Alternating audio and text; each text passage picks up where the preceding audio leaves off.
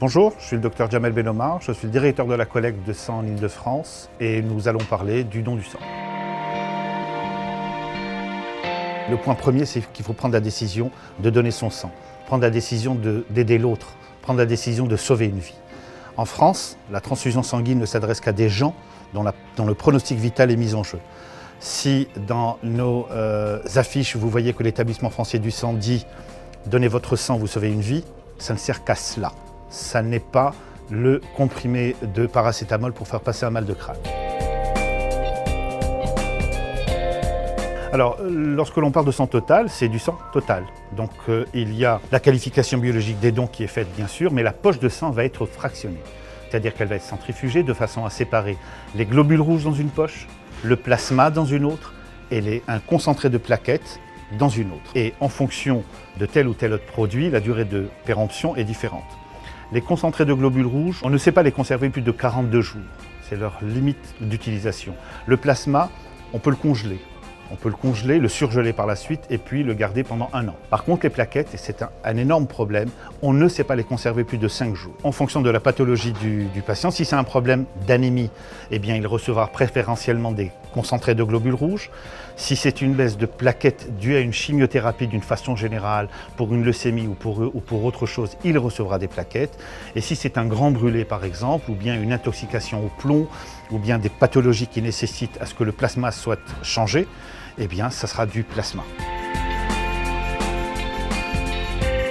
Toute personne âgée de plus de 18 ans et jusqu'à 70 ans peut donner son sang en France, à la condition de peser de plus de 50 kg et de venir sur un site de collecte mobile ou bien sur un site fixe avec une pièce d'identité. Ce sont les seules conditions. Bonjour, je m'appelle Alexandra, j'ai 25 ans et aujourd'hui je viens donner mon sang. Il y a des grands besoins toute l'année pour des patients, pour des gens et je voulais aider. Et comme on était plusieurs amis à vouloir accompagner une autre, on fait ça en groupe. Pour les femmes, elles peuvent donner jusqu'à 4 fois dans l'année, les hommes jusqu'à 6 fois. Dans les deux cas, jamais à moins de 8 semaines d'intervalle entre deux dons.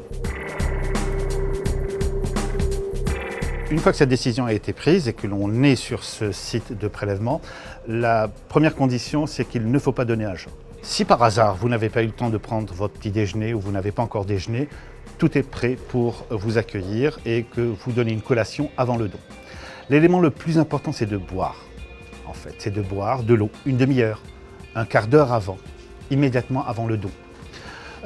Vous êtes donc accueilli par une secrétaire qui va prendre vos coordonnées, votre nom, votre prénom, votre adresse, et puis vous êtes invité à aller faire cet entretien pré-don. C'est l'entretien qui va permettre à cette personne habilitée de faire cet entretien, c'est une infirmière ou un médecin, qui va faire le point sur votre état de santé actuel, votre passé médical, vos habitudes de vie, à la recherche de contre-indications médicales, soit dans l'intérêt du donneur, soit dans l'intérêt du receveur. Les contre-indications médicales au don du sang sont nombreuses, je ne pourrais pas les citer entièrement, mais certaines sont évidentes.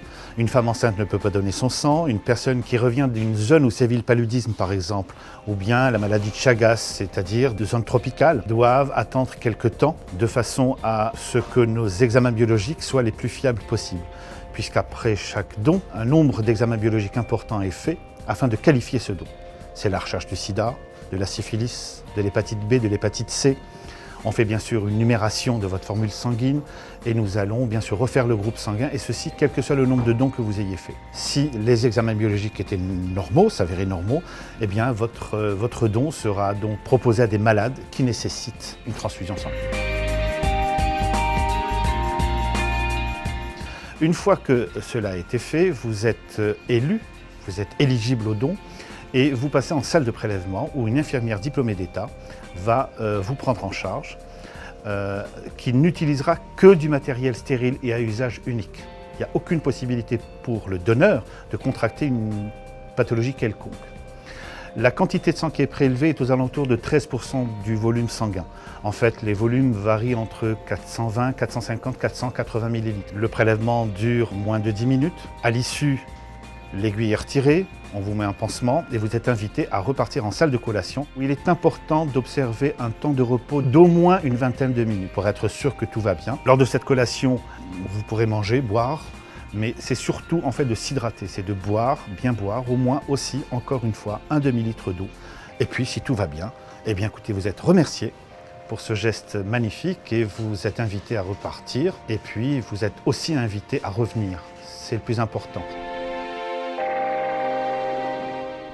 Alors, il y a des précautions à prendre après un don de sang. Il est conseillé de ne pas faire d'activité sportive 24 heures après un don. Il vaut mieux reprendre des transports en commun, par exemple, après un don, ou bien ne pas utiliser son véhicule immédiatement après un don.